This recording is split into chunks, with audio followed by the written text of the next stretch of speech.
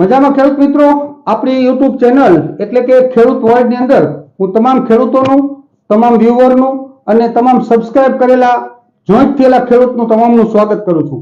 ખેડૂત મિત્રો, આજે આપણા વિડિયોને એન્ડ સુધી જોજો। ટેકનિકલ સાથે માહિતી આપવાની છે અને તમારા વિસ્તારમાં દવા ન મળે એવું શક્ય નથી, કારણ કે હું ટેકનિકલ સાથે કહીશ। સારી કંપનીની દવા લઈ લેજો।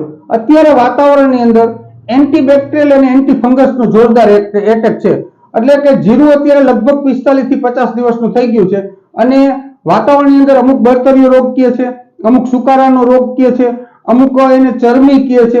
આવા રોગની ઇફેક્ટ છે, તો એના માટે આજે આપણે ખાસ વિડીયો બનાવવાનો।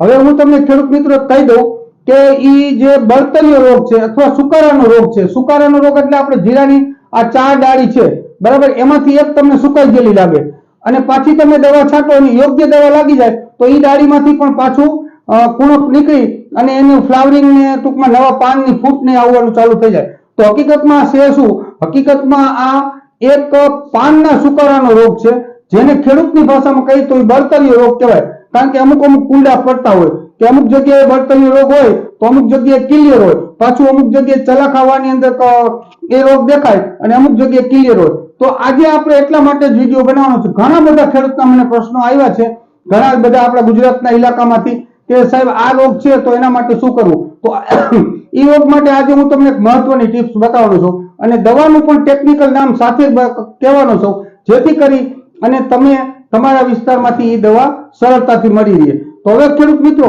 એ રોગ માટે ઓછામાં ઓછા તમારે 1 વીઘાની અંદર 4 પંપ કરવાના છે। જ્યારે સ્પ્રે મારો ત્યારે ઓછામાં ઓછા 1 વીઘે 4 સ્પ્રે કરો, 4 પંપ 1 વીઘામાં લગાવવાના છે।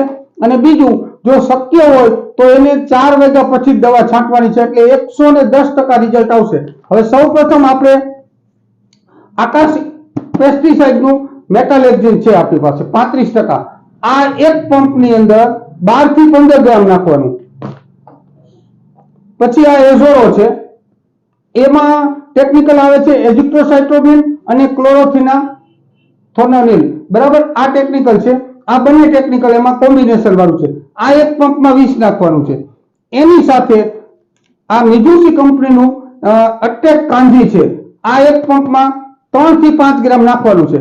તો આ 3 દવાનું કોમ્બિનેશન કરી અને તમારે પંપની અંદર હલાવવાનું છે। મેટાલિક્ઝિન એક પંપની અંદર 12 થી 15 ગ્રામ, એઝોરો છે એ એક પંપમાં 25 ગ્રામ અને એટેક કાંજી છે એ એક પંપમાં તમારે 3 થી 5 ગ્રામ નાખવાની, ફરજિયાત આટલું નાખવાનું। અને એની સાથે કાળો ગોળ એટલે કે આપણે જે રબડી કાળો ગોળ આવે છે, દેશી ગોળ, એ ફરજિયાત એમાં 100 ગ્રામ નાખવાનો છે એક પંપમાં। આ 3 દવા અને 100 ગ્રામ ગોળ આટલું એમાં નાખવાનું છે। હવે ઘણા બધા ખેડૂત મિત્રોને મેં ઓલી વખતે કીધું હતું કે પ્રશ્નો આવતા હોય કે તમે ગોળની ભલામણ કરો છો તો ગોળ નાખવાથી શું ફાયદો?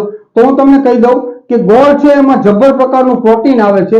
પ્રોટીન આવે એટલે છોડને મજબૂત કરે છે, છોડનો બાંધો એકદમ મજબૂત કરે, જેથી એન્ટીબેક્ટેરિયલ અને એન્ટી ફંગસ છે એ શરૂઆતથી અથવા એકાંત એના ઉપર એટેક નથી થતો, કારણ કે ગોળની અંદર જબરદસ્ત પ્રોટીન રહેલું છે। આ 3 દવાને સાથે 100 ગ્રામ ગોળ નાખશો એટલે 100% તમને બળતરિયાનો, ચરમીનો અને પાનના સુકારાનો એ રોગમાં તમને 100% સફળતા મળશે। તો ખેડૂત મિત્રો, આજે આપણે આટલી જ તમને ભલામણ કરવાની છે। જ્યાંથી આપણી યુટ્યુબ ચેનલ જોતા હોય એ આપણો પ્રયોગ કરજો, જેમાંથી તમને સારામાં સારું રિઝલ્ટ મળશે અને તમારું જીરું બેસ્ટમાં બેસ્ટ ઉતારો આપશે। હંમેશા તમે જ્યારે સ્પ્રે મારો ત્યારે ગોળ નાખવાનું ભૂલતા નહીં, એ ફરજિયાત નાખી જ દેજો। કોઈ દવા કોઈ પણ હોય પરંતુ 100 ગ્રામ ગોળ નાખજો। તો આટલો આજે આપણો વિડીયો બનાવવાનો છે। ખેડૂત મિત્રો, આપણી યુટ્યુબ ચેનલ એટલે કે ખેડૂત વર્લ્ડ ને સબસ્ક્રાઇબ કરી, લાઈક કરી અને બીજા ગ્રુપ સુધી પહોંચાડજો। ધન્યવાદ।